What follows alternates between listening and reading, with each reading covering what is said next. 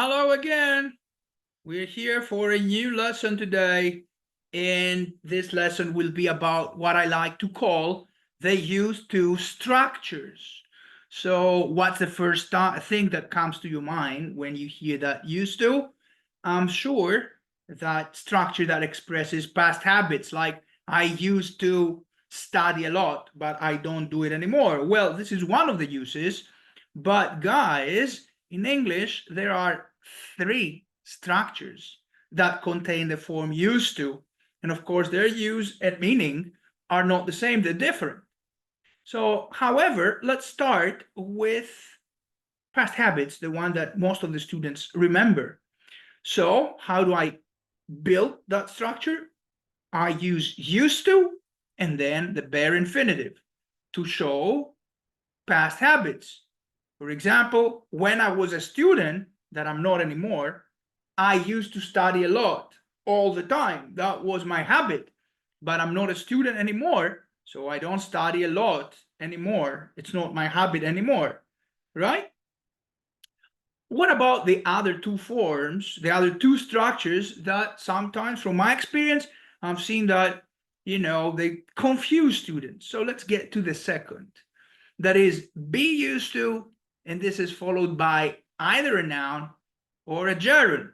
The first thing I would like us to observe here is that behind used to, there is the verb to be. So there is a verb, specifically the verb to be, which does not exist in the first structure. I start with used to, there's nothing behind it, right?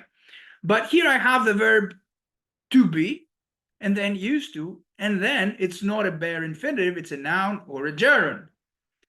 When I use this structure, I want to express the idea in very simple terms that I'm very okay with something I was not okay.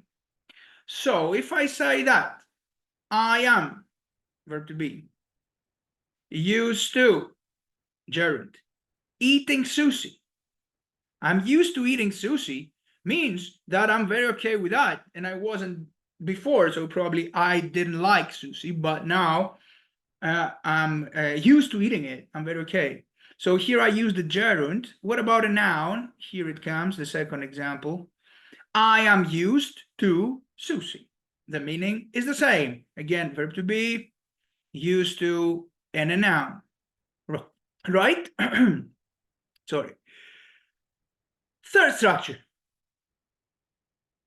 Very similar, quite similar to the second. The only thing that changes in the form is that instead of the verb to be behind used to, I have the verb get.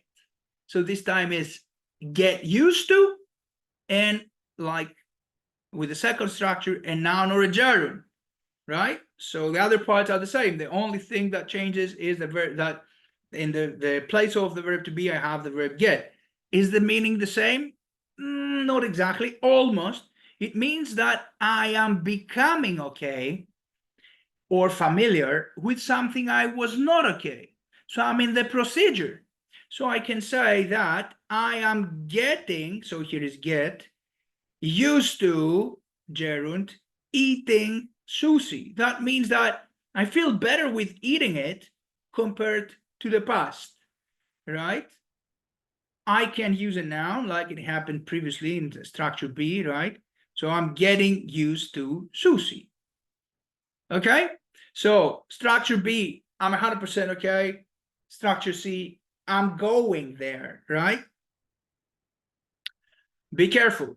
The structures be used to and get used to start with a verb that can be adapted to all tenses according to the speaker's needs.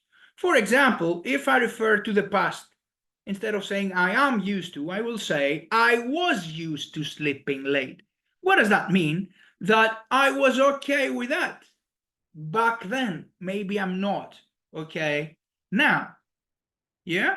Or I was getting used to sleeping late. So that means that I was becoming familiar at that time. I had started, feeling better with that. So, guys, that's it for today.